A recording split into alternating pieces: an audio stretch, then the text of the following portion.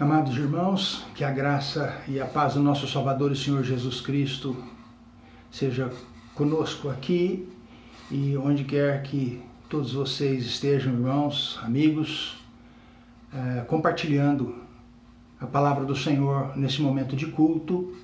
Especialmente nesse domingo, nós estamos iniciando as celebrações da Reforma Protestante do século XVI. E claro que nós sempre daremos ênfase àquilo que é essencial. O culto é para Deus. Nós adoramos a Deus. Procuramos fazer a vontade de Deus. E que seja assim com todos nós e que todos possamos, de fato, neste ato, exercitar aquilo que deve ser o nosso viver diário, o nosso viver cotidiano e exercitar a nossa confiança, a nossa esperança no nosso Senhor e Salvador Jesus Cristo, no nosso Deus Pai, no Espírito Santo que habita conosco e em nós. Nós vamos iniciar o culto desta noite e eu gostaria que todos abrissem as suas Bíblias, se não for inviável, se não for difícil, se não for impossível para você que está compartilhando de casa esse momento, na carta de Tiago, no capítulo 4, nós leremos do versículo 6 até o versículo 8. A parte B do versículo 6, a partir da parte B do versículo 6 até a parte A do versículo 8. Diz assim a palavra de Deus: Deus resiste aos soberbos, mas dá graça aos humildes. Sujeitai-vos, portanto, a Deus, mas resisti ao diabo, e ele fugirá de vós. Chegai-vos a Deus, e ele se chegará a vós outros. Se nós vamos prestar culto a Deus, se adoramos a Deus, naturalmente nós nos aproximamos dele. E nós temos o exemplo de Jesus Cristo, quando foi tentado no deserto, de como ele resistiu ao diabo nas 3 investidas de Satanás contra Jesus Cristo, tentando-o. E a postura de Jesus Cristo, a posição de Jesus Cristo sempre foi de permanecer firme, de conformidade com aquilo que ele sabia ser a vontade de Deus. Quando Satanás diz a ele, precipita-te daqui para baixo, porque está escrito, a seus anjos dará ordens a teu respeito para que não tropeces de alguma pedra. Jesus Cristo respondeu, também está escrito, não tentarás o Senhor teu Deus. Quando o diabo quis que Jesus Cristo fizesse uma ligeira curvatura em honra, em respeito, em atitude de adoração a ele, prometendo a ele dar todos os reinos da terra, ele respondeu, só a Deus adorarás e só a ele darás culto. Foi assim que Jesus Cristo resistiu ao diabo e é assim que ele nos ensina. E aqueles que são verdadeiramente humildes são aqueles que procuram estar cada dia mais perto de Deus, em comunhão mais íntima, mais próximos de Deus, compreendendo e sabendo que na convivência, na comunhão com Deus, está todo o ato de verdadeira adoração, de verdadeiro louvor, de verdadeiro culto a Deus. Nesse momento que nós estamos de maneira específica, nos reunindo, ainda que não num lugar só, para adorarmos a Deus, para juntos prestarmos culto a Deus, nesse momento nós procuramos, de uma maneira exclusiva, dar maior atenção à aproximação de Deus, à comunhão com Deus. Claro que isso tem que ser precedido pelo nosso ato pessoal, individual, na nossa vida cotidiana, no nosso dia a dia. Por isso que Jesus Cristo, ao ensinar os seus discípulos a oração dominical, ensinou que eles deveriam entrar no seu aposento, cada um entre no seu aposento e ore em secreto. Esse estar a sós, estar intimamente com Deus é essencial, é extremamente importante para a nossa vida de comunhão com Deus e para nós aprendermos realmente a vivermos como Deus quer que nós vivamos e para sempre procurarmos nos achegar a Deus, nos aproximarmos de Deus com humildade, sem presunção, sem arrogância, sem jactância, com humildade, porque os soberbos Deus despreza, Deus resiste aos soberbos, mas Ele dá sempre graça e maior graça aos humildes. Vamos cantar um hino ao nosso Deus, um hino com o qual nós manifestamos o nosso desejo de estarmos sempre mais perto de Deus. É o hino de número 116 no nosso hinário Novo Cântico.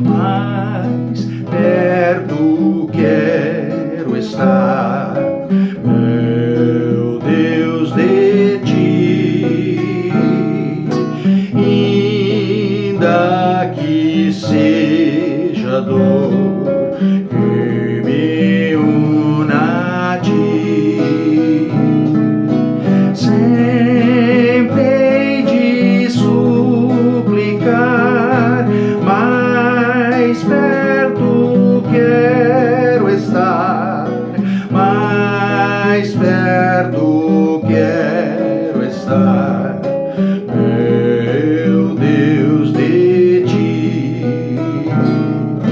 Mesmo vagando aqui na solidão, de noite a descansar, dormindo ao chão, em sonhos vou clamar, mais perto quero estar, mais perto quero estar, meu Deus, de ti. Minha alma cantará a ti, Senhor,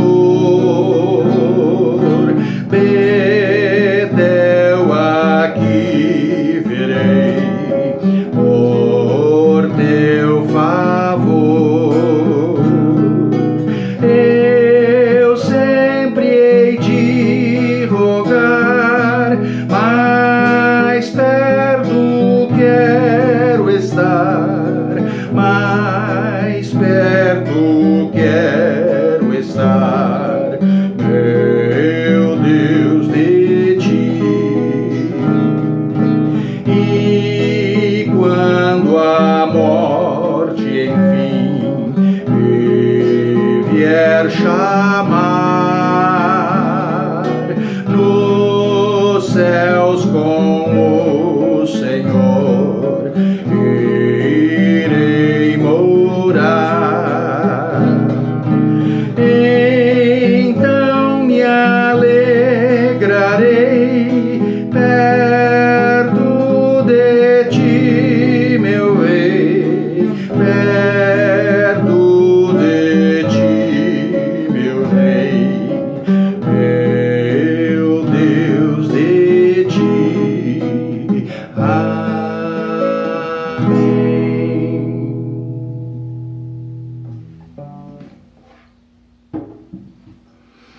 Vamos abrir as nossas Bíblias em Hebreus, no capítulo 9, onde nós leremos os versículos de 23 a 28, para refletirmos e compreendermos o motivo da necessidade do nosso arrependimento e da nossa conversão.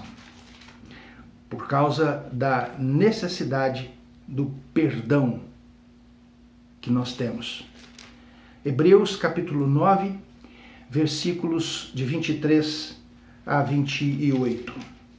Diz assim esse texto da palavra de Deus: Era necessário, portanto, que as figuras das coisas que se acham nos céus se purificassem com tais sacrifícios, mas as próprias coisas celestiais com sacrifícios a estes superiores. Porque Cristo não entrou em santuário feito por mãos, figura do verdadeiro, porém no mesmo céu, para comparecer agora por nós diante de Deus. Nem ainda para se oferecer a si mesmo muitas vezes, como o sumo sacerdote cada ano entra no Santo dos Santos com sangue alheio. Ora, nesse caso, seria necessário que ele tivesse sofrido muitas vezes desde a fundação do mundo.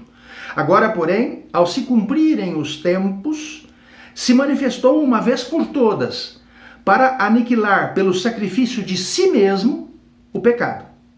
E assim como aos homens está ordenado morrerem uma só vez, vindo depois disso o juízo, assim também Cristo, tendo se oferecido uma vez para sempre, para tirar os pecados de muitos, aparecerá segunda vez, sem pecado, aos que o aguardam para a salvação.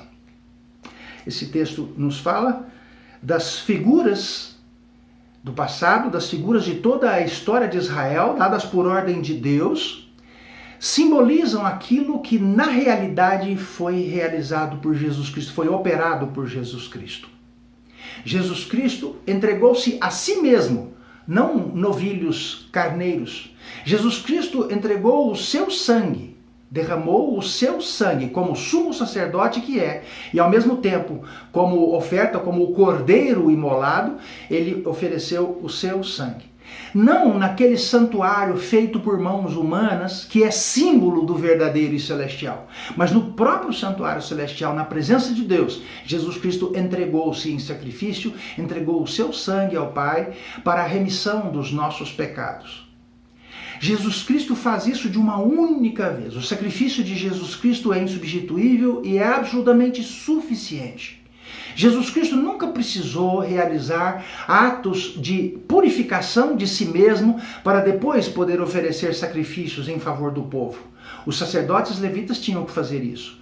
Ofereciam sangue alheio, tinham que se santificar antes de oferecer o sangue de novilhos, de carneiros, para no ato cerimonial, no ato de culto a Deus, no ato de oferecimento em obediência, com a compreensão de que aquilo era para cumprir a vontade de Deus, cumprir o propósito de Deus para a expiação dos pecados do povo. Jesus Cristo nunca teve que repetir isso. Jesus Cristo não tem que purificar-se a si mesmo, porque ele é Deus que se fez homem e se fez em tudo semelhante a nós, exceto que ele nunca pecou, portanto ele não tem do que se purificar. Ele não usa sacrifício de animais que o representam. Ele próprio se entrega, ele próprio é o Cordeiro de Deus que tira o pecado do mundo. Ele não derrama sangue alheio em santuário feito por mãos humanas, mas ele se coloca e se derrama o seu sangue, entrega o seu sangue, entrega o seu sacrifício diretamente ao Pai, porque Jesus Cristo é o verdadeiro, que é significado, é simbolizado por tudo aquilo que, através do sacerdócio levítico, se praticou durante toda a história de Israel, até o cumprimento do sacrifício de Jesus Cristo. A partir da morte de Jesus Cristo, nós aguardamos, com consciência de estarmos lavados no seu sangue, no sangue do Cordeiro, aguardamos a sua segunda vinda, a sua volta, quando ele reunirá de todos os tempos e de todos os cantos da terra, todos aqueles que são dele, e os fará habitar com ele no reino dos céus, no reino do Pai. O texto que nós lemos também diz que isso acontecerá uma única vez. A todos nós está ordenado morrermos apenas uma vez. Assim também Jesus Cristo virá só uma vez. Voltará só uma vez. E voltará para reunir todos aqueles que são seus e levá-los consigo. Todos aqueles que creem nele, todos aqueles que receberam o seu perdão. Todos aqueles que humildemente aceitam a sua graça. recebem a sua graça. Vamos, em atitude de oração, cantar o hino de número 68 do nosso inário Novo Cântico.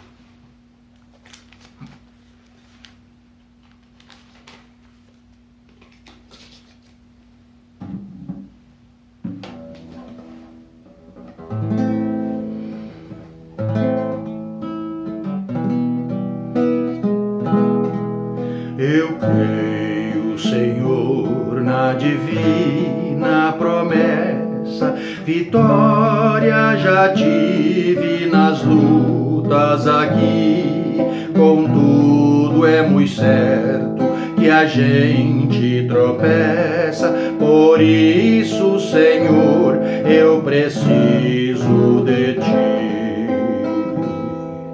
A luz que me guia no escuro caminho, fulgura de cima do sol criador, contudo não posso segui-la sozinho, por isso eu preciso de Ti, meu Senhor. Bem sei que nas preces eu posso buscar-te, jamais dessa bênção na vida eu descri, contudo é possível que dela me afaste, por isso, Senhor, eu preciso de Ti. Esforços da terra, precário destino, empenho dos homens, riqueza, o que for, não valem a bênção do reino divino, por isso eu preciso de Ti, meu Senhor.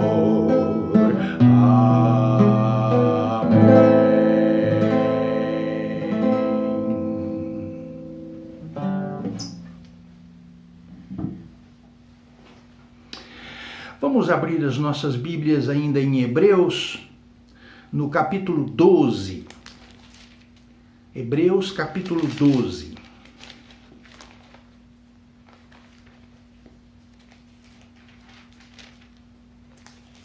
Nós vamos ler os versículos de 14 a 16. Hebreus, capítulo 12, versículos de 14 a 16.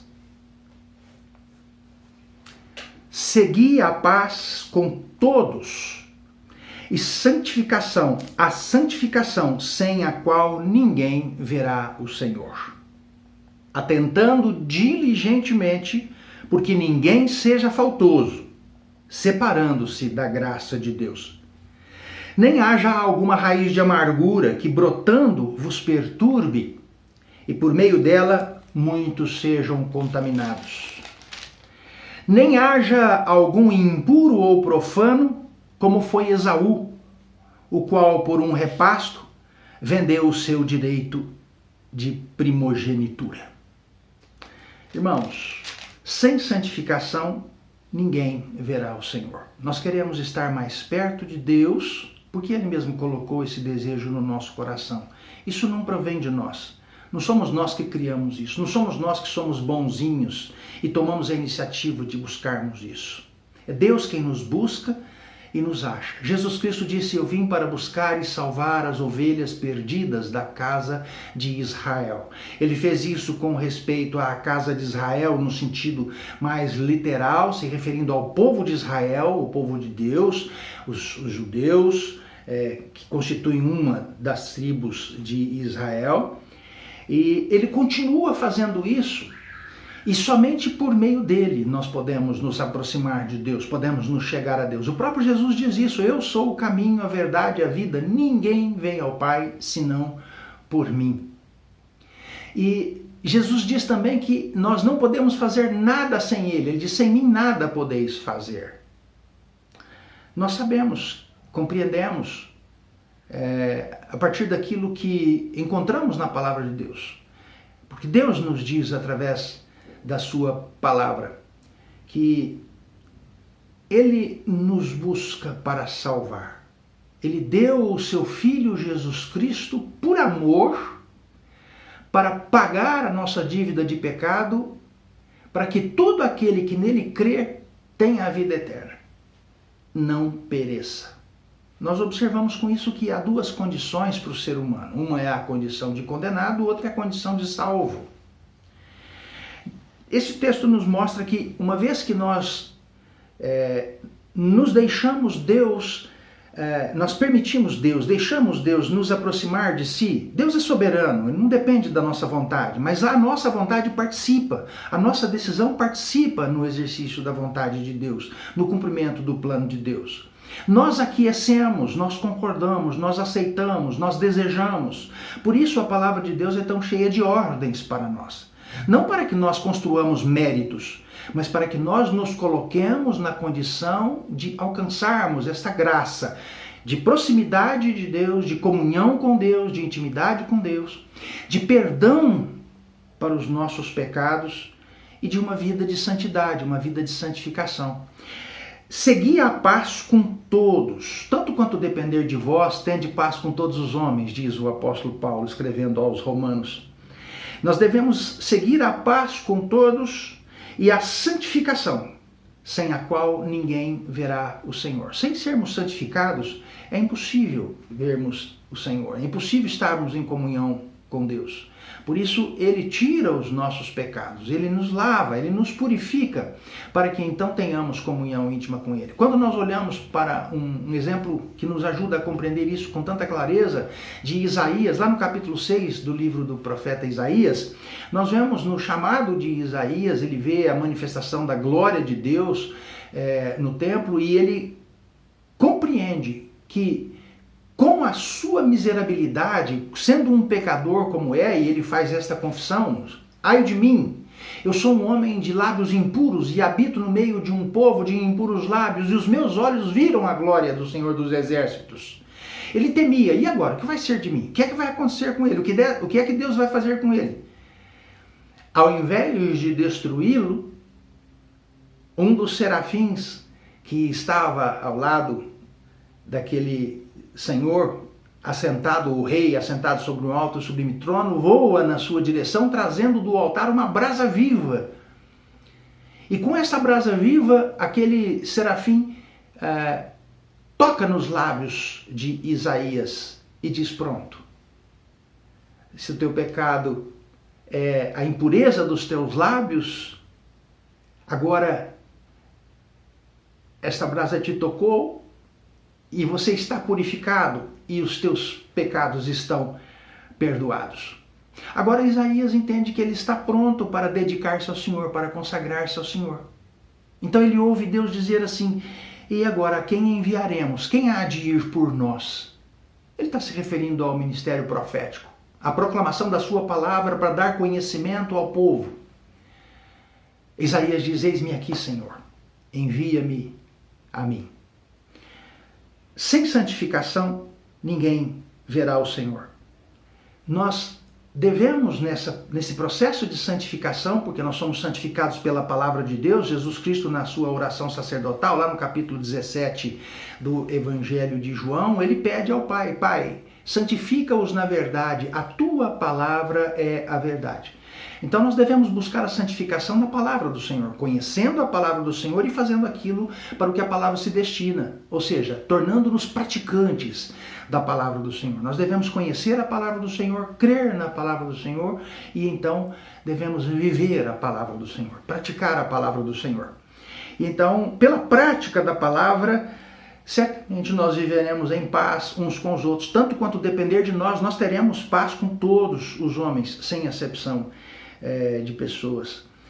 Assim, seguindo a santificação, buscando sempre a santificação está sempre diante de nós e é sempre um alvo a ser atingido, é sempre uma meta a ser alcançada, é sempre algo a ser realizado. Na medida em que nós caminhamos para esta santificação, nós estamos caminhando em direção à santificação porque nós estamos nos santificando. Se nós estivermos indo em qualquer rumo, em qualquer direção, com os nossos passos físicos, nós não estaremos indo em direção à santificação necessariamente. mas nós caminhamos em busca da santificação na medida em que nós nos dedicamos à busca da realização da vontade de Deus. Recebendo desejosamente, aceitando desejosamente a vontade de Deus em nós e nos dispondo, como fez Isaías, por exemplo, a fazermos a vontade de Deus. Tanto recebemos aquilo que é a vontade de Deus e que Ele dispensa em nosso favor, como também nos dedicamos, nos entregamos para fazermos tudo aquilo que o Senhor diz que quer de nós. Nós devemos viver isso tendo atenção, com diligência, com cuidado, com zelo, cuidando uns dos outros para ninguém seja tão faltoso a ponto de se separar da graça de Deus. Isso está escrito aqui. A ponto de se separar da graça de Deus. Nós cometemos pecados, nós sabemos isso. Não devemos estar conformados com isso.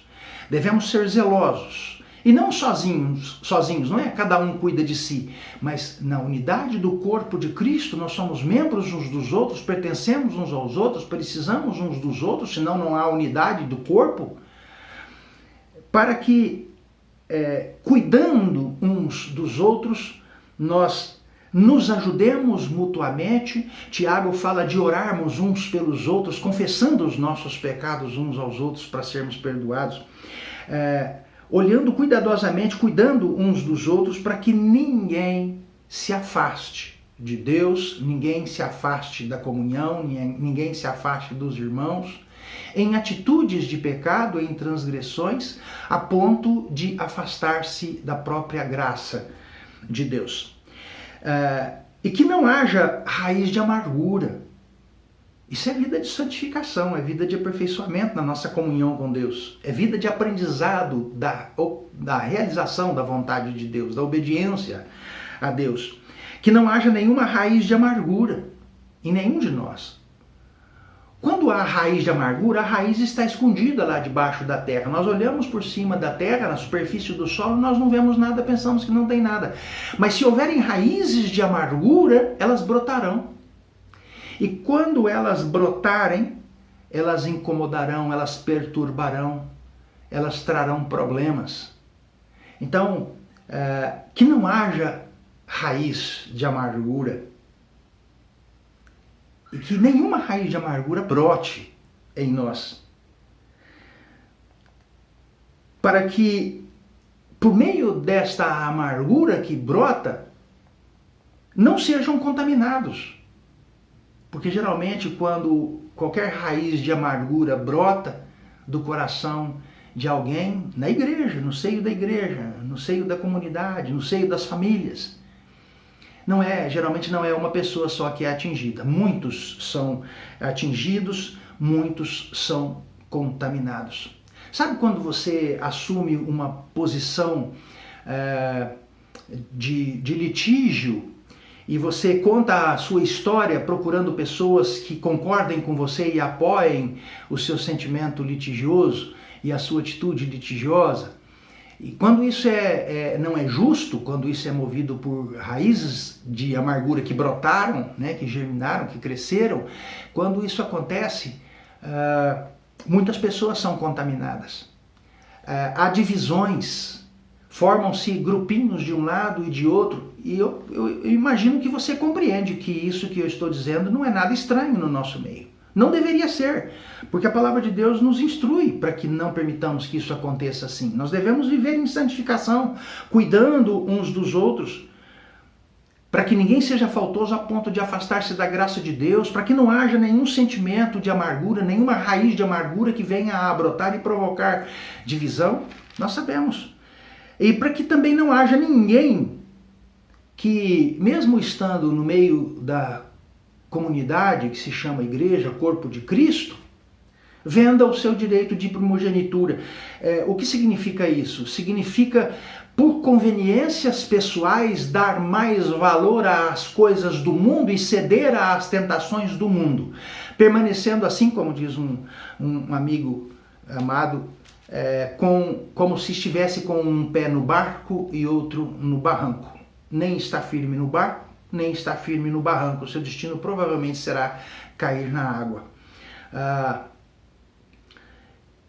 É preciso que nós cuidemos disso. É preciso que nós cuidemos uns dos outros. É preciso que nós não troquemos aquilo que Deus nos ofereceu de mais precioso por coisas que o mundo nos oferece. Há pouco nós nos lembramos da tentação de Jesus. Quando Satanás oferece a Jesus todos os reinos do mundo, se ele tão somente fizer um ligeiro gesto, curvando-se diante de Satanás. Satanás oferece a Jesus todos os reinos da terra. Se Jesus tão somente curvar-se ligeiramente diante dele, isso significa um ato de veneração, um ato de respeito, um ato de adoração.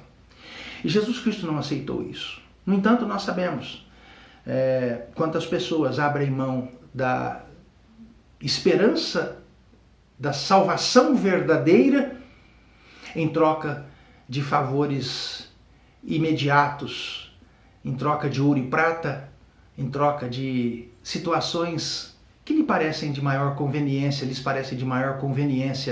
mas são apenas coisas do mundo. Que nós tenhamos esse cuidado, que nós tenhamos o cuidado de vivermos em santificação, sem a qual ninguém verá o Senhor, para que nós não desprezemos a graça de Deus que se manifestou em Jesus, entregando-se a si mesmo para nos dar a salvação. Vamos cantar um hino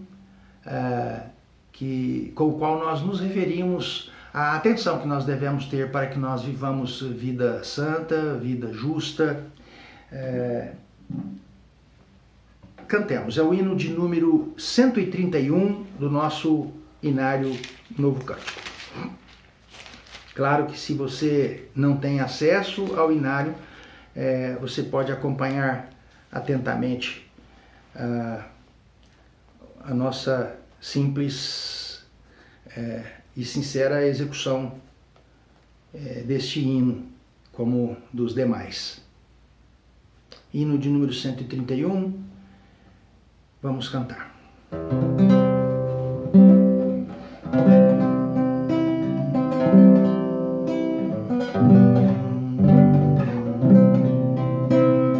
Para seres santo, tempo has de tomar, com o grande mestre, seu livro estudar, has de sempre amá-lo, aos fiéis valer, e as bênçãos celestes de Deus receber. Para seres puro, tempo has de encontrar, a sós com teu mestre, muito frequente estar, teu olhar bem fito nele sempre ter, teus atos provando seu grande poder. Para seres forte, tempo has de buscar, ao mestre seguindo, por onde guiar, no gozo ou tristeza, sempre obedecer ao seu bom conselho, com fé recorrer. Para seres útil, tempo has de guardar, ser calmo e paciente em todo lugar, ter a sua graça e mostrar amor, contente e submisso aos pés do Senhor. Amém. Irmãos, nesse momento nós vamos entoar 2 cânticos para o louvor do nosso Deus. Um dos cânticos não é um cântico gravado, publicado, nós conhecemos há muitos anos, através de um irmão que trouxe ao nosso conhecimento, e é um cântico, uma canção que fala do filho pródigo. Nós vamos entoá-lo nesse momento.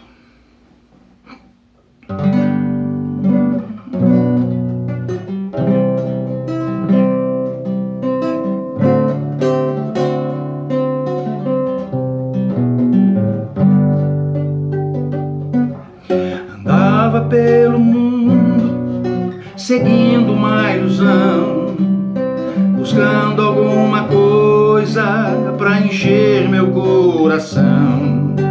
E um pouco de tudo do mundo eu provei, mas a paz que eu procurava eu não encontrei. Saber de alguma coisa imaginava eu, mas nem por um momento eu me lembrei de Deus. Quando caí em mim, desesperado e só, foi que eu vi como eu era infeliz. Mas Jesus Cristo veio e me achou, assim desesperado e só, me deu sua mão e me falou: filho, eu te amo. Estavas perdido, eu te encontrei. Vamos pra casa que eu te preparei um lindo banquete, porque há muito tempo eu estava à tua espera.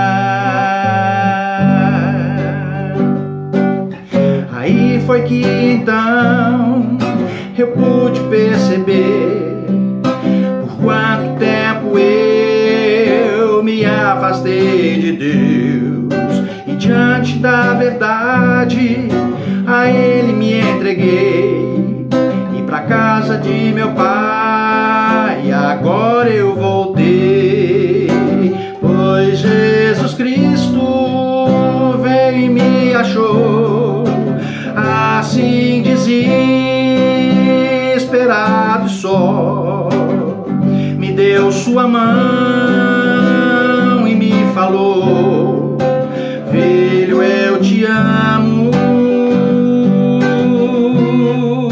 Estavas perdido e eu te encontrei.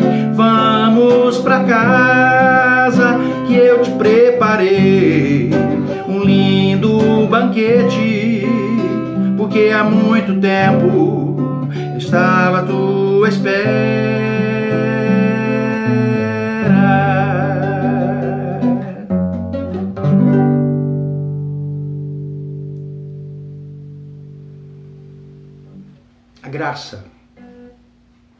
A graça de Deus, a graça do Pai, em favor de todos aqueles que creem em Jesus Cristo. Ninguém crê em Jesus Cristo por mérito pessoal. Nós só podemos crer em Jesus Cristo porque Deus o entregou para morrer na cruz do Calvário, para nos fazer seus filhos, para fazer todo aquele que nele crê seu filho. E o povo de Deus, salvo por Jesus Cristo, canta toda glória a Ele.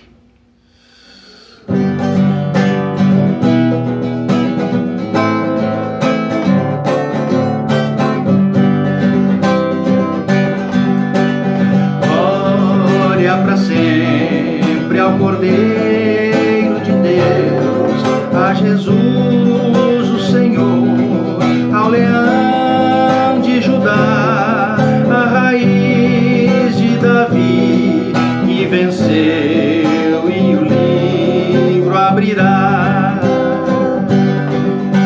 O céu, a terra e o mar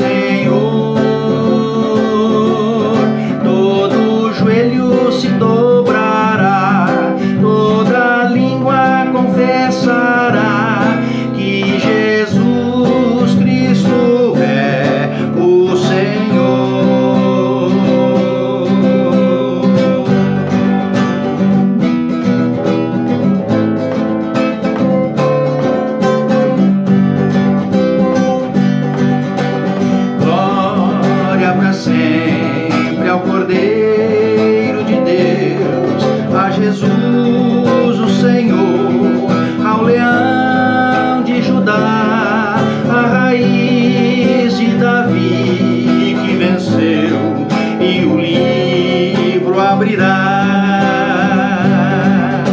O céu, a terra e o mar e tudo que neles há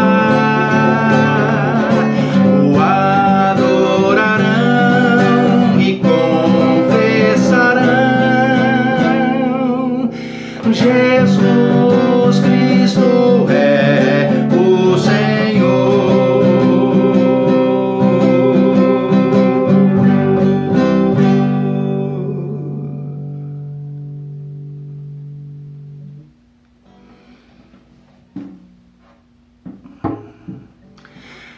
Vamos abrir as nossas Bíblias na carta de Paulo aos Efésios, no capítulo 2. Efésios, capítulo 2.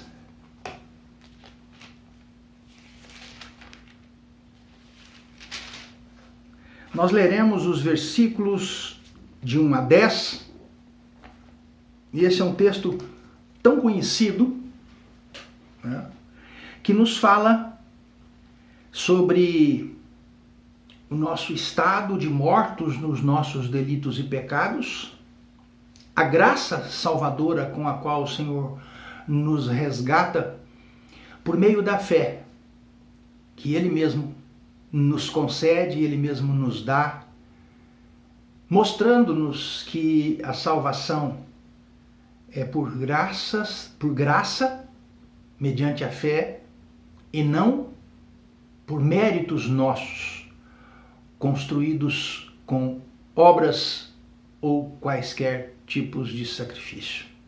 Efésios capítulo 2, que o Senhor ilumine o nosso entendimento, nos dê discernimento, não mais para o nosso comentário do que para a própria leitura do texto bíblico. Mais importante é o texto que nós vamos ler, esse é a palavra de Deus. Tudo que nós falarmos será comentário sobre aquilo que a palavra de Deus nos dá, nos ensina, com o objetivo de compreendermos melhor aquilo que Deus nos está dizendo e ensinando. Efésios capítulo 2, do versículo 1 ao versículo 10. Aí está escrito assim: Ele, Deus, vos deu vida, estando vós mortos nos vossos delitos e pecados, nos quais andastes outrora, segundo o curso deste mundo, segundo o príncipe da potestade do ar, do espírito que agora atua nos filhos da desobediência, entre os quais também todos nós andamos outrora, segundo as inclinações da nossa carne, fazendo a vontade da carne e dos pensamentos, e éramos por natureza filhos da ira, como também os demais. Mas Deus, sendo rico em misericórdia, por causa do grande amor com que nos amou, e estando nós mortos em nossos delitos, nos deu vida juntamente com Cristo. Pela graça sois salvos. E juntamente com Ele nos ressuscitou e nos fez assentar nos lugares celestiais em Cristo Jesus, para mostrar nos séculos vindouros a suprema riqueza da sua graça e em bondade para conosco em Cristo Jesus. Porque pela graça sois salvos mediante a fé. E isso não vem de vós, é dom de Deus, não de obras, para que ninguém se glorie. Pois somos feitura dele, criados em Cristo Jesus para boas obras, as quais Deus de antemão preparou para que andássemos nelas. Os versículos 8 e 9 nos dizem: porque pela graça sois salvos mediante a fé, e isto não vem de vós, é dom de Deus, não de obras, para que ninguém se glorie. Esse texto, esse versículo 8, o versículo 8 e o versículo 9, tem unidos tem unidos dois dos chamados 5 pilares da fé da Reforma Protestante do século XVI. Somente a graça para a salvação, somente a fé para a salvação, somente Jesus Cristo pode salvar, somente Jesus Cristo é o Salvador, somente a palavra de Deus pode nos dar conhecimento da salvação pela graça por meio da fé em Jesus Cristo, somente a palavra de Deus. E toda glória não deve ser pretendida por nenhum de nós, meros mortais. Toda glória pertence a Deus. Somente a graça, somente a fé, somente Jesus Cristo, somente a palavra de Deus e somente Deus, digno de receber toda a honra e toda a glória. Esses dois elementos, a fé e a graça, estão apontados para nós diretamente aqui, com o ensinamento de que nenhum nem outro é construído por nós. Nós recebemos de Deus. Nenhum nem outro é produto de troca. Nenhum nem outro é produto que está à venda. Nenhum nem outro é negociável. É presente de Deus, tanto a graça quanto a fé, só podemos ter como presente de Deus. A fé, segundo a descrição de Hebreus capítulo 11, no primeiro versículo, é o firme fundamento das coisas que se esperam, ou seja, a fé é o fundamento da esperança. E é a convicção de fatos que se não veem. Portanto, fé não é matéria de ciência. A ciência não pode trabalhar sem ver. Quando a ciência trabalha com elementos muito pequenos, infimamente pequenos, a nanociência, por exemplo, ela trabalha com ideias presumidas a partir daquilo que é visto, daquilo que é examinado, daquilo que é experimentado, daquilo que é testado, daquilo que é com que se trabalha em laboratório. A partir das coisas maiores, vão se construindo conhecimentos das coisas menores, até que chega um momento em que se trabalha com coisa que não pode ser vista. Isto significa que há fé presente também no exercício da ciência. Não de todas, mas em determinado momento, não de todo momento, mas em determinado momento. Só que a definição que nós encontramos de fé em Hebreus é uma definição geral. No contexto da carta aos Hebreus, é uma referência à fé bíblica, uma referência à fé em Deus, é uma referência à fé salvadora. Mas nem toda fé é salvadora. Não deixa, contudo, de ser fé.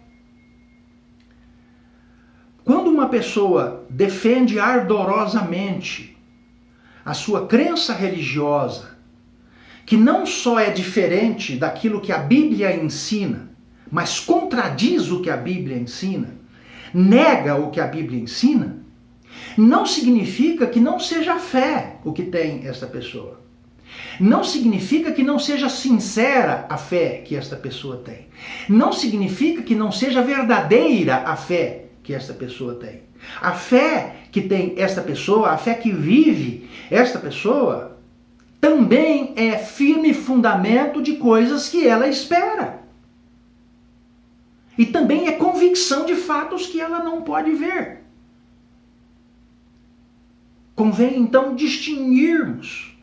Quando o apóstolo Paulo escreve aos Efésios e diz que pela graça sois salvos mediante a fé, ele está falando da fé salvadora, a fé por meio da qual nós tomamos posse da graça de Deus, a graça salvadora, e esta graça, da maneira mais simples que nós podemos entender, deve ser traduzida como o perdão de Deus de todos os nossos pecados. Nós continuamos, enquanto estamos neste corpo aqui, sujeitos ao pecado. Cometemos pecado ainda. Mas o que é que a palavra de Deus, Deus na sua palavra nos ensina com respeito aos pecados que nós ainda, porventura, cometemos? João, na sua primeira carta, diz: Filhinhos, estas coisas vos escrevo para que não pequeis. Todavia, se alguém pecar, temos advogado junto do Pai, Jesus Cristo, o justo. E o sangue de Jesus nos purifica de todo pecado. A graça de Deus, por meio da qual Deus nos dá perdão, perdoa todo o homem que crê, desde Adão até o último homem que estiver vivendo, que estiver nascendo, já com consciência ou que já tiver alcançado a consciência dos seus pecados na volta de Jesus. É a mesma graça. O sacrifício de Jesus Cristo é o mesmo e um só, é único e insubstituível. Para que por graça a sua justiça seja imputada sobre toda a humanidade. Antes e depois do ato real, do ato concreto do sacrifício de Jesus Cristo na cruz do Calvário, ocorrido há 2000 e poucos anos. A graça é um presente de Deus. A graça é a concessão que Deus faz em nosso favor de algo que nós não poderíamos, em hipótese alguma, obter de outra forma. É preciso que nós compreendamos que a graça não é algo sem valor. A graça custa muito caro. O preço da graça é o sangue de Jesus Cristo. Mas para que Jesus Cristo derramasse o seu sangue na cruz do Calvário, era necessário que ele se fizesse homem como nós. Jesus Cristo pagou esse preço. Ele se fez carne e habitou entre nós, cheio de graça e de verdade. Para isso era necessário que ele se esvaziasse da sua glória divina. Ele não se esvaziou da sua divindade, ele não deixou de ser Deus. Ele não é menos Deus porque está encarnado. Mas ele esvaziou-se da sua glória divina para mostrar-se, para apresentar-se, para estar entre nós, para conviver conosco, para morrer como nós, de tal maneira que pudesse salvar-nos.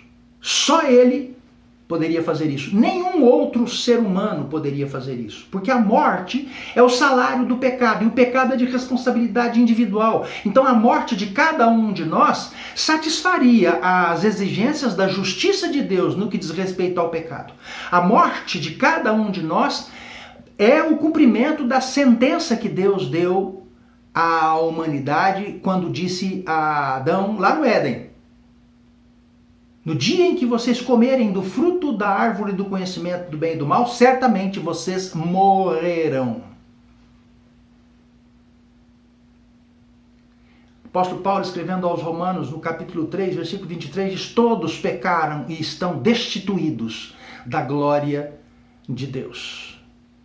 Enquanto nós estamos em pecado, não há nada em nós a não ser esta estrutura física e a própria natureza espiritual, estrutura física tal como Deus criou, porém ele criou sem corrupção, e o espírito que Deus soprou em nós, o fôlego de vida.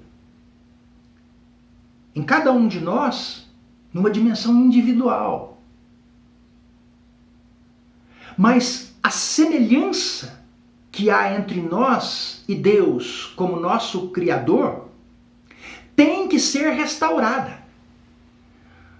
Porque quando Deus nos criou à sua imagem e semelhança, Ele nos fez almas viventes, Ele nos fez seres viventes, em todos os sentidos. Soprou nas nossas narinas o fôlego de vida, nos deu vida. E é exatamente esta vida que desapareceu, que se apagou, que foi destruída pela morte por causa do pecado.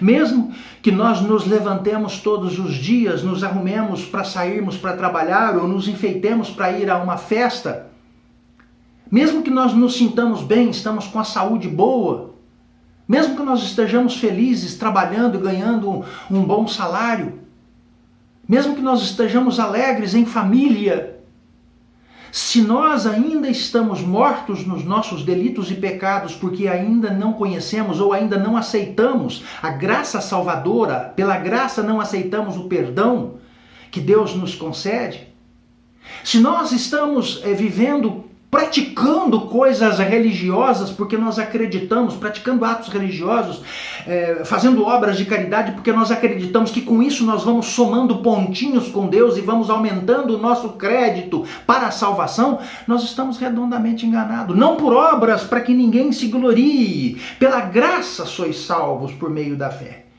E isso não vem de vós, é dom de Deus, não por obras para que ninguém se glorie. O texto não nos fala de maneira nenhuma que as obras são desnecessárias, pelo contrário. O texto nos diz que nós fomos criados em Cristo, fomos feitos novas criaturas, nascemos de novo, fomos regenerados em Cristo. A imagem e semelhança de Cristo, a imagem e semelhança de Deus, porque Cristo é a expressão exata do ser de Deus, é a imagem perfeita do seu ser. Ainda que nós, olhando, não consigamos perceber isso, não consigamos enxergar isso com clareza. A nossa condição humana não nos permite ver Deus em Cristo. Veja, Filipe e os demais discípulos, apóstolos, há tanto tempo com Jesus, Filipe perguntou para Jesus, pediu para Jesus, Senhor, mostra-nos o Pai e isso nos basta. Jesus Cristo disse, há tanto tempo estou convosco, e dizeis, mostra-nos o Pai? Quem vê a mim vê o Pai. Por mais que eles soubessem que Jesus Cristo era alguém diferente, por mais que eles porventura já crescem que Jesus Cristo era o Messias, era o Deus que se fez homem, eles olhavam para Jesus, eles não conseguiam ver em Jesus mais do que um homem que tinha poderes especiais.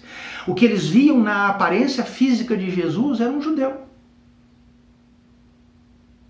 Extremamente dedicado a um ministério, a um serviço, que os estava ensinando coisas preciosas do céu. Mas eles não conseguiam olhar para Jesus e perceber, eu estou vendo Deus. Mas Jesus Cristo disse exatamente isso para eles, olha, eu e o Pai somos um. Quem olha para mim e me vê, vê o Pai. Mas eles não conseguiam ver isso ainda. Eu não sei se você consegue ver. Mas o que a palavra de Deus aqui, o texto aqui nos ensina, é que esta graça não é barata, não é de graça, não é algo dispensado, não é algo sem valor, que é colocado aí numa bancada, numa esquina ou em qualquer lugar, ou dentro de uma igreja com aparência sofisticada, para você entrar e pegar na medida em que você quiser, quando você quiser, para fazer o que você quiser, quando lhe for melhor conveniente. Não é isso.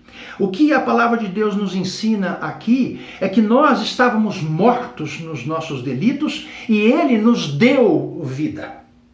O fato de Deus nos dar vida, estando nós mortos nos nossos delitos e pecados, é semelhante ao sopro de vida que Deus deu em Adão quando o formou do pó da terra. Era apenas, do ponto de vista biológico, mas ainda sem vida, o homem formado ali. Mas Deus soprou nas suas narinas o fôlego de vida e lhe deu vida. Quando nós morremos por causa da nossa transgressão, nós, como raça humana, herdamos essa natureza morta de Adão. Então nós vivemos mortos nos nossos delitos, nas nossas transgressões, nos nossos pecados, não significa que necessariamente todos aqueles que estão mortos nos seus delitos e pecados vivem vida devassa. Não, tem muita gente que está morta nos seus delitos e pecados, mas vive uma vida cheia de pudor, uma vida ética, uma vida justa, uma vida de acordo com os valores humanos, de acordo com os valores do mundo. Não tem atitudes absolutamente estranhas que deponham contra o seu caráter, que deponham moralmente ou qualquer coisa nesse sentido. Não, são pessoas boas, pessoas que vivem bem, são pessoas que nós respeitamos, pessoas que nós muitas vezes até queremos imitar, gostaríamos de imitar. Né? Pessoas que aparentam felicidade, que muitos olham e dizem assim, puxa, eu gostaria de ser feliz como essa pessoa. Mas se ela não crê em Jesus Cristo como seu único e suficiente Salvador, se ela não aceitou ainda o perdão dos seus pecados, se ela não reconheceu que é pecadora, se ela não aceitou o perdão dos seus pecados, por graça, ela ainda está morta nos seus delitos e pecados. Não importa qual seja a sua fé, significa que se ela tem uma fé religiosa, significa que a sua fé é diferente, e tão diferente a ponto de negar as verdades bíblicas, com respeito à necessidade de um Salvador, a necessidade de um sacrifício substitutivo, que é o sacrifício que foi feito por Jesus Cristo na cruz do Calvário. Se as pessoas são religiosas, mas negam a verdade de Jesus Cristo, negam a necessidade da fé em Jesus Cristo como seu único e suficiente Salvador, negam a verdade do sacrifício vicário, o sacrifício substitutivo de Jesus Cristo, então essas pessoas rejeitam o perdão que Deus oferece. Bom, elas podem alcançar, sem dúvida, tudo aquilo que elas almejam de acordo com o que é proposto pelos ensinamentos ou através dos ensinamentos da sua fé. Mas aquilo que a palavra de Deus nos ensina é isto: ninguém pode chegar a Deus sem Jesus Cristo. Ninguém pode ser salvo sem Jesus Cristo. Ninguém pode achar-se tão amigo de Jesus Cristo que não precise reconhecer os seus pecados e que não precise desejar ardentemente o perdão que é oferecido por Deus por graça. Perdão que não pode ser comprado, que não pode ser trocado por obras, nenhuma obra de caridade, nenhuma realização grandiosa, absolutamente nada. É graça de Deus. Esta graça de Deus que perdoa pode ser bem compreendida por nós, e a impossibilidade ou a incapacidade de qualquer obra para oferecer isso pode ser bem compreendida por nós quando nós nos lembramos do sacrifício de Jesus Cristo na cruz e os dois malfeitores condenados um de cada lado, crucificados com ele um de cada lado. Um dos malfeitores era malfeitor, ele se reconhece malfeitor, ele confessa os seus pecados, ele diz que reconhece a justiça do sacrifício que ele estava padecendo, ele reconhece a justiça da pena que ele estava cumprindo ali. Ele diz, nós na verdade recebemos o castigo que os nossos atos merecem. Mas ele reconhecia a santidade de Jesus Cristo, porque ele reconhecia a divindade de Jesus Cristo. Esse nenhum mal fez. E dirigindo-se ao outro malfeitor, ele diz, nem ao menos temes a Deus, estando sob igual sentença? Você não teme a Deus, uma vez que o próprio Deus está debaixo de uma sentença igual à sua? Nós, na verdade, com justiça, porque recebemos o castigo que os nossos atos merecem. Mas esse nenhum mal fez. Aquele homem não tinha absolutamente nenhuma obra boa para apresentar e dizer, Senhor, dá porventura para com essa minha obra diminuir um pouquinho o meu débito?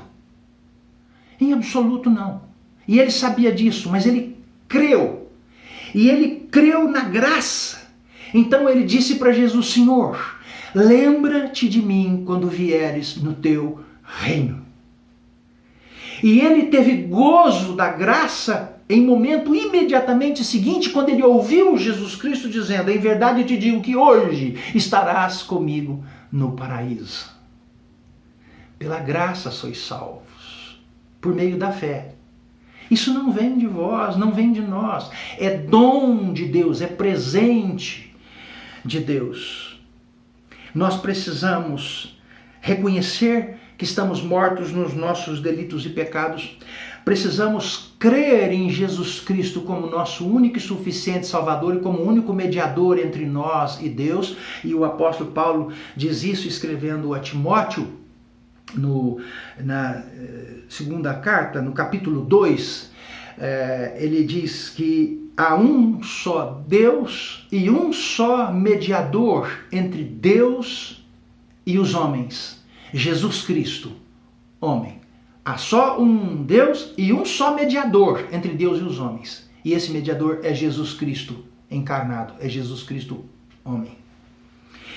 Pelo texto que nós lemos, Jesus Cristo morreu, como nós lemos em Hebreus, no capítulo 12, ele morreu por nós, sofreu o sacrifício eficaz para tirar toda a nossa culpa e para nos purificar de todo o pecado, para acabar com todos os nossos pecados, como o apóstolo Paulo escreve aos Gálatas. Ele diz que nós, como eleitos de Deus, estamos em condição, uma vez salvos, resgatados, perdoados por Jesus Cristo, em condição de quem não pode ser acusado de pecado algum. Então ele diz: quem intentará acusação contra os eleitos de Deus? Se foi Jesus Cristo quem morreu por eles, ou antes, ressuscitou. Jesus Cristo morreu, ressuscitou e voltará segunda vez, como está escrito lá em Hebreus. Ele voltará novamente e isso acontecerá uma única vez. Jesus Cristo não morre duas vezes, Jesus Cristo não ressuscita duas vezes, Jesus Cristo não volta duas vezes, ele volta uma vez só. E tudo isso para cumprir plenamente a sua graça, o cumprimento pleno da graça de Deus em nós, que consiste em, pelas misericórdias de Deus, nós recebermos aquilo que nós não merecemos, a salvação, a vida eterna. A realização completa da graça de Deus em nosso favor está escrita aqui no versículo 6 do texto de Efésios que nós lemos: juntamente com Cristo, uma vez salvos pela graça, ele nos ressuscitou e nos fez assentar nos lugares celestiais em Cristo Jesus, para mostrar nos séculos vindouros a suprema riqueza da sua graça em bondade para conosco em Cristo Jesus. Deus nos amou, nos ama, Deus nos deu a sua graça, graça que nós vamos conhecendo desde aqui, a partir do momento em que nós cremos que Jesus Cristo pagou a nossa dívida de pecado, de tal maneira que não há quem possa intentar acusação contra nós. Não há quem possa condenar-nos, porque Deus nos absolveu. Deus condenou seu Filho Jesus Cristo em plena comunhão com Deus, sendo um com o Pai. Esse plano é um plano comum, de comum acordo do Deus Trino, Pai, Filho e Espírito Santo, de maneira que essas três pessoas realizam cada qual as suas funções específicas na concretização desse plano que é uno e é comum, é um plano divino, de pleno conhecimento e de pleno envolvimento do Pai, do Filho e do Espírito Santo. Ele nos concede a graça, por esta graça a vida eterna, que nós começamos a viver aqui e agora. Vivemos aqui a esperança. Aqui nós conhecemos a vida eterna pela esperança. A fé é o fundamento da esperança. Pela fé, nós vivemos de acordo com quem sabe o que está preparado para ser entregue amanhã. Pela fé, sabendo que pela graça estamos salvos, porque os nossos pecados estão totalmente perdoados, nós compreendemos que Deus fala a nosso respeito, que Ele já nos fez. Isso é uma antecipação, né, no texto, mas na atemporalidade da eternidade, isso é algo realizado. Nós não conseguimos imaginar isso, mas o texto diz que Ele, Deus, já nos fez assentar. Uma vez que Ele nos ressuscitou, Ele já nos fez assentar nos lugares celestiais em Cristo, para nos mostrar nos séculos vindouros a suprema riqueza da sua graça. Tudo que nós conhecemos da graça de Deus agora é um pouco. Mas eternamente a graça de Deus estará sendo dada ao nosso conhecimento, nos estará sendo revelada. É algo maravilhoso, é algo grandioso. E só pela graça nós somos salvos. Isso não é fruto de obras nossas. Isso só é possível pela obra de Jesus Cristo, o Deus encarnado, que morreu por nós, ressuscitou ao terceiro dia, foi assunto aos céus e está assentado à destra de Deus, de onde há de vir para julgar os vivos e os mortos. Isso é a confissão que nós encontramos na palavra de Deus e é nossa confissão de fé. E isso nós vivemos com esperança. Nós não temos apenas uma espera. Nós não estamos apenas esperando, cuidando das coisas do mundo, enquanto chega o momento, mas quem está cuidando disso é Deus, eu não preciso cuidar disso, não preciso dar atenção a isso. Não, nós precisamos sim. Nós precisamos dar atenção assim. Nós precisamos viver por modo digno deste evangelho a que nós fomos chamados. Nós precisamos viver por modo digno de filhos de Deus. E o último versículo nos fala que nós somos criados ou criados, regenerados por Deus em Cristo para boas obras. Mas não são boas obras estabelecidas por instituições no mundo, criadas segundo as intenções, por melhores que sejam, de seres humanos. Mesmo que sejam seres humanos salvos, resgatados por Jesus Cristo. Não são essas obras. As boas obras que nós devemos praticar são as que Deus de antemão preparou para que andássemos nelas. Não são as obras pelas obras em si, mas são obras realizadas com verdadeiro amor. E nós só amamos porque Deus nos amou primeiro. São obras realizadas com graça. Nós recebemos por graça. Por que vamos cobrar para socorrer o necessitado? Por que vamos querer benefícios em troca do bem que fazemos a outrem? Jesus Cristo diz que nós devemos convidar, preparar uma ceia e convidar não as pessoas que podem nos retribuir, mas devemos preparar uma ceia e convidar para participar nesta ceia aqueles que nós sabemos que nunca poderão nos retribuir. Isso é graça, isso é amor, isso é misericórdia, é bondade, é tudo aquilo com que Deus tem nos tratado. Graça e fé para sermos tirados da morte e para sermos ressuscitados com Cristo. E enquanto estamos aqui, enquanto convém a Deus preservar-nos aqui, que nós aprendamos a viver de acordo com as boas obras que Ele preparou de antemão para que nós andássemos nelas. Senhor Deus, nosso Pai eterno, nós te louvamos pela Tua graça. Te louvamos, ó Deus, porque mesmo reconhecendo a nossa incapacidade de compreendermos a Tua graça, Tu iluminas o nosso entendimento e nos dás a compreensão necessária, dentro dos nossos limites, mas Tu nos ensinas também a oportunidade que Tu nos dás a cada dia de ir em comunhão contigo através da Tua palavra, com vida de verdadeira fé, com exercício de verdadeira fé, buscando o conhecimento da Tua palavra, estejamos buscando a sabedoria que vem do alto, porque com ela Tu nos dás compreensão da Tua graça, na medida dos nossos limites, mas Tu nos fazes saber também que eternamente Tu nos darás conhecimento da grandeza da Tua graça. E que Tu já nos fizeste assentar com Jesus Cristo nos lugares celestiais. Isso significa que o que Tu tens preparado para nós não nos será tirado. Ajuda-nos, ó Deus, ensina-nos e ajuda-nos a vivermos de conformidade com as boas obras que Tu de antemão preparaste para que andássemos nelas. E assim, ó Deus, nós tenhamos a verdadeira paz de Cristo. Que a alegria de Jesus Cristo seja completa em nós. E tudo façamos para a Tua honra e Tua glória, porque só Tu és digno. Amém, Senhor. Amém.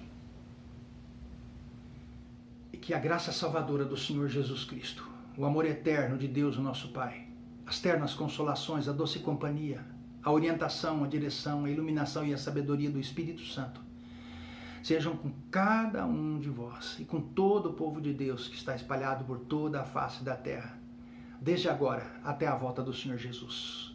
Amém.